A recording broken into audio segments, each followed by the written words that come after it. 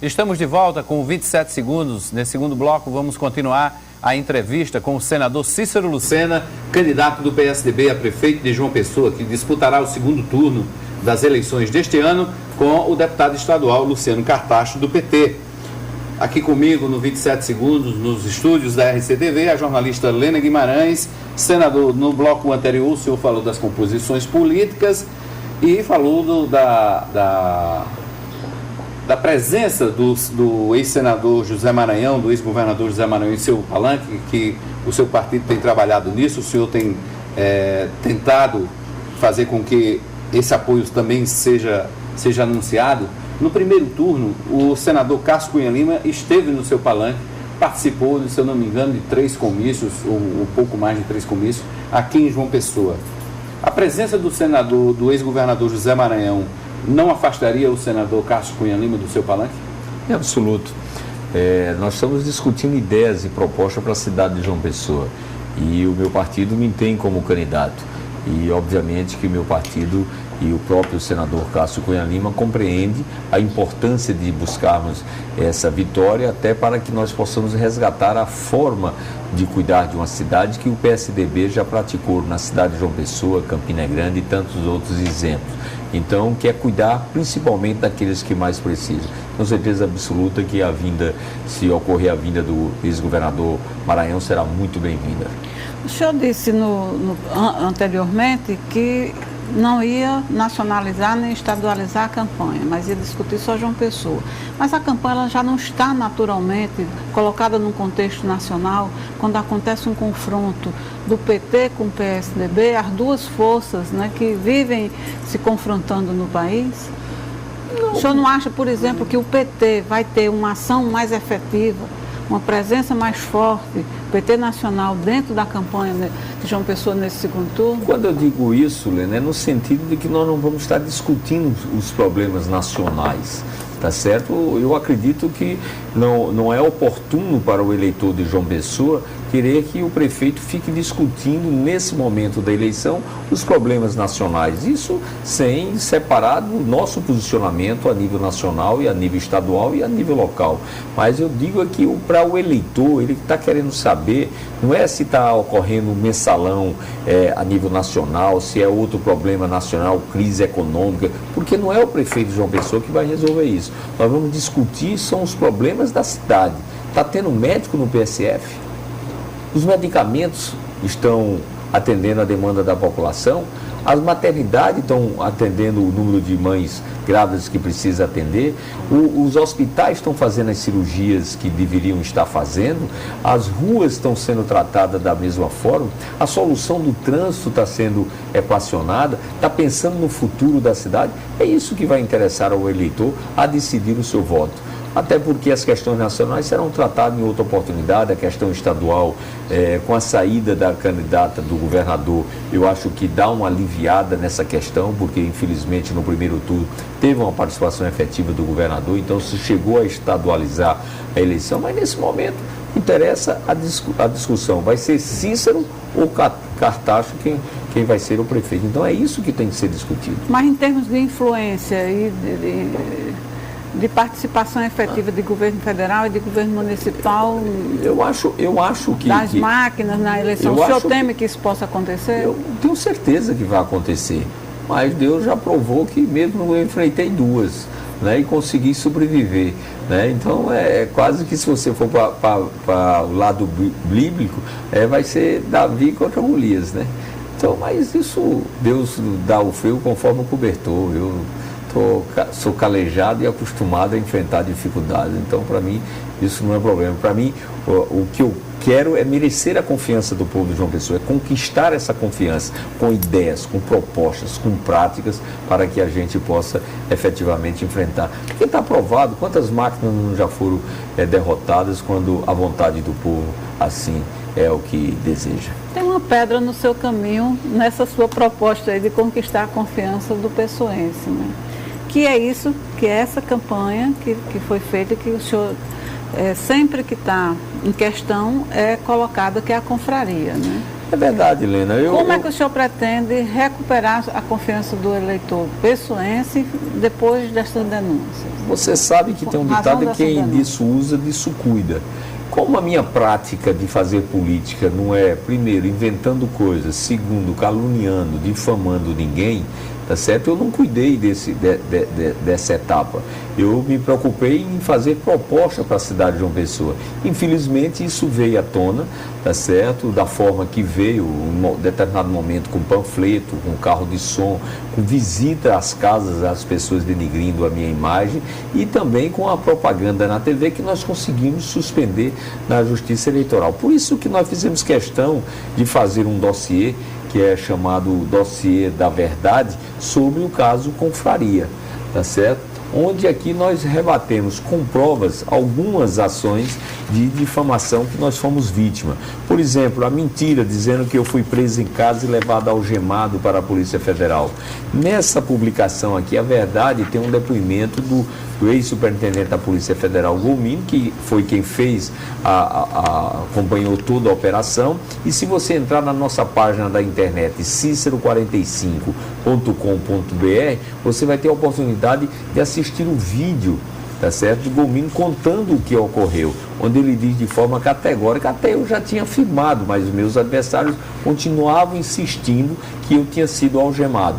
Ele afirma categoricamente que não aconteceu isso, que eu que me apresentei à Polícia Federal, que depois de dar o depoimento, de dar os esclarecimentos, fui conduzido por ele, no carro dele, tá certo, até o batalhão, Comando Geral da Polícia. E em menos de 24 horas, eu tive o habeas corpus, onde o presidente em exercício do Superior Tribunal de Justiça, que também está nesse documento, tá certo, ele, em menos de 24 horas, ele afirma tipo o seguinte: à vista do exposto, tenho por não demonstrada na espécie com provas e elementos robustos a presença de requisitos legais exigido para uma decretação de prisão preventiva.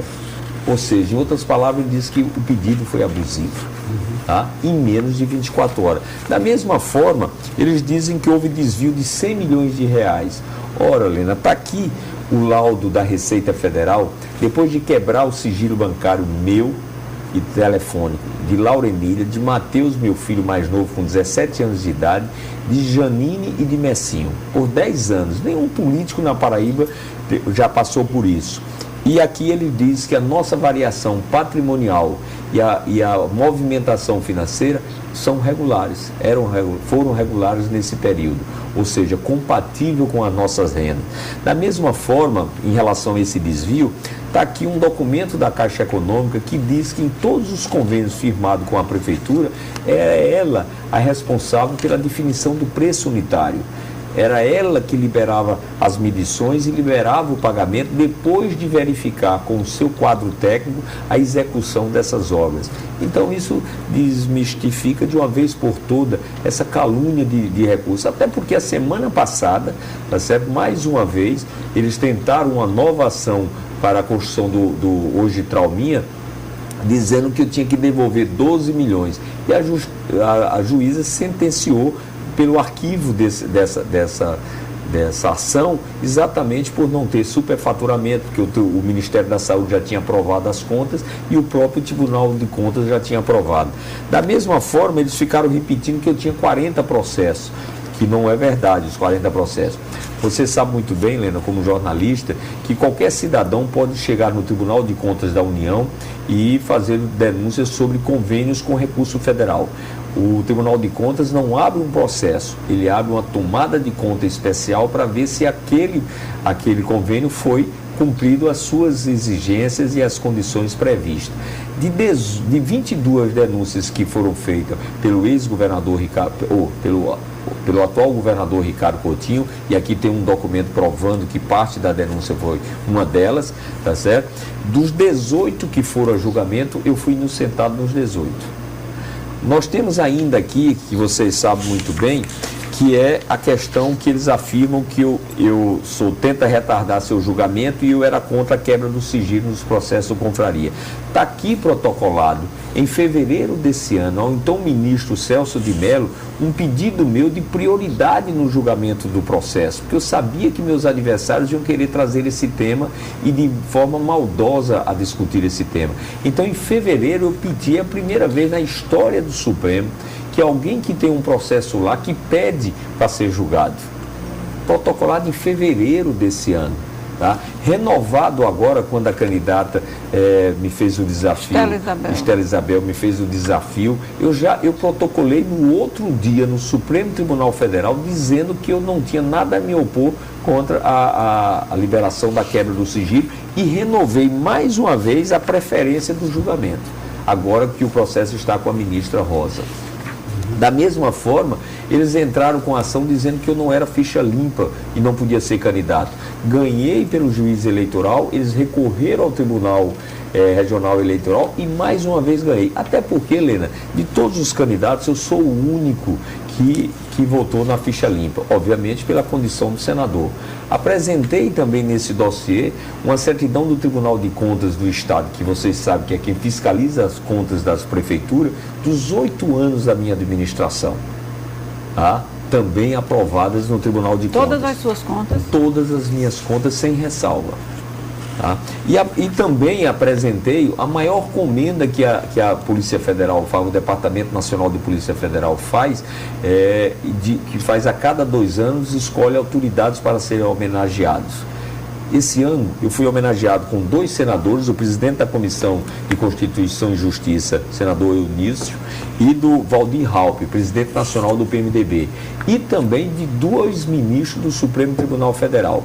Essa comenda, esse diploma, foi assinado pelo Sindicato Nacional dos Servidores de Planos Especiais do Cargo da Polícia Federal, foi assinado pela Associação Brasileira de Papiloscopistas da Polícia Federal, foi a Associação Nacional dos Servidores da Polícia Federal, da Associação Nacional dos Peritos Criminais da Polícia Federal e Sindicato dos Delegados da Polícia Federal. Você acha que essas entidades me daria uma honraria dessa se eu não merecesse a confiança deles? Claro que não. Então, nós estamos distribuindo esse material, está também disponível no site nosso da campanha cicero45.com.br, que eu peço a você para que tire suas dúvidas e possa verificar a verdade dos fatos. Falar em verdade dos fatos, senador, ontem saiu uma informação de que o senhor teria sido condenado por improbidade administrativa. O que é que tem de verdade nessa ação, nesse julgamento? Você veja como depois eu vou contar um fato, eu vou mostrar isso e depois vou dizer você. Na ação de ontem de improbidade foi uma ação onde disse que havia superfaturamento e a obra não tinha sido concluída do esgotamento sanitário do Bessa.